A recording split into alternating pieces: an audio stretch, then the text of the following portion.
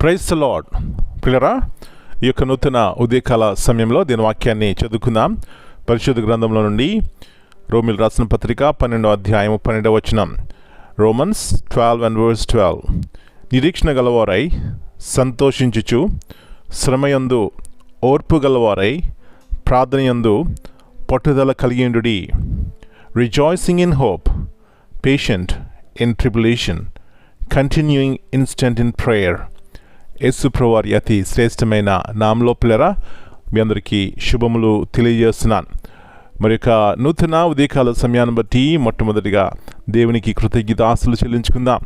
మంచిది పిల్లరా, మనం ఇంకా ఒక దినంలో నూతన సంవత్సరంలో ప్రవేశిస్తున్నాం. ఇది దేవుని యొక్క మహా ఉచితమైన కృప. మనం అనేక రీతిలుగా మరి వాగ్దానాలు చేసుకుంటూ ఉంటాం.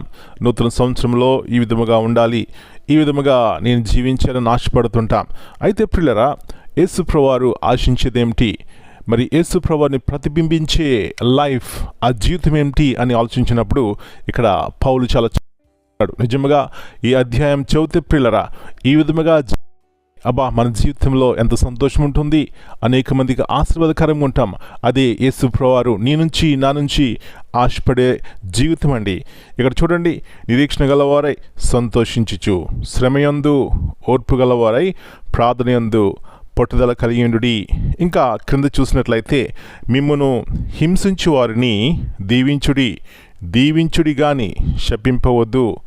సంతోషించు వారితో సంతోషించుడి, ఏడ్చువారితో ఏడుడి, ఒకనితోనొకడు మనసు కలిసియుండుడి. హెచ్చువాటి యందు మనసుంచక తగ్గువాటి యందు ఆసక్తులయుండుడి.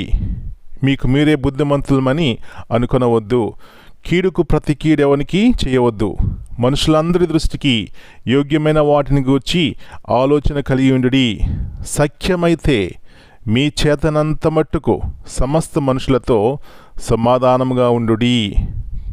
ఇంకా కింద చూసినట్లయితే, ప్రియులరా, మీకు మీరే పగ తీర్చుకొనక దేవుని ఉగ్రతకు చోటియుడి. పగ తీర్చుట నా పని, నేను ప్రతిఫలమిత్తును అని ప్రభువు చెప్పుచున్నాడని రాయబడి ఉన్నది. ప్రియులరా, ఈ యొక్క మాటలు చదువుతుంటే మనం పరీక్షించుకుని, ప్రభువా ఇలాంటి హృదయం నాకు ఇవ్వరా, ఇలాంటి హృదయంతో నూతన సంవత్సరంలో ప్రవేశించడానికి సహాయం చేయండి అని దేవుని అడిగితే పిల్లరా, అలాంటి శ్రేష్టమైనటువంటి హృదయాన్ని దేవుడు మనకిస్తారండి. అలాంటి కృప దేవుడు మనందరికీ సమృద్ధిగా దయచేయనుగాక.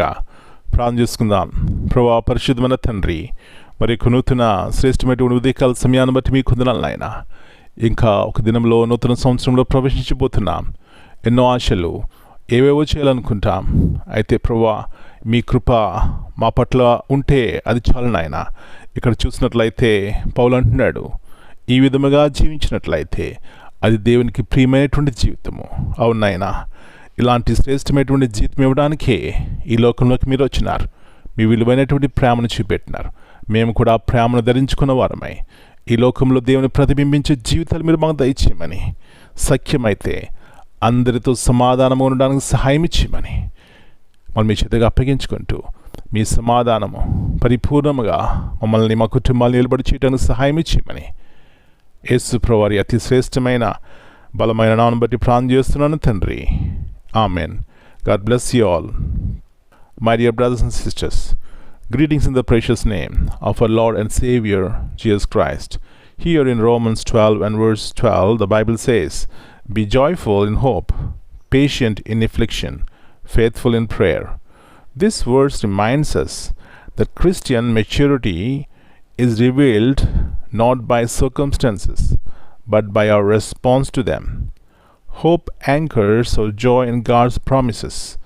Patience sustains us through trials, and prayer keeps us continually depend on the Lord.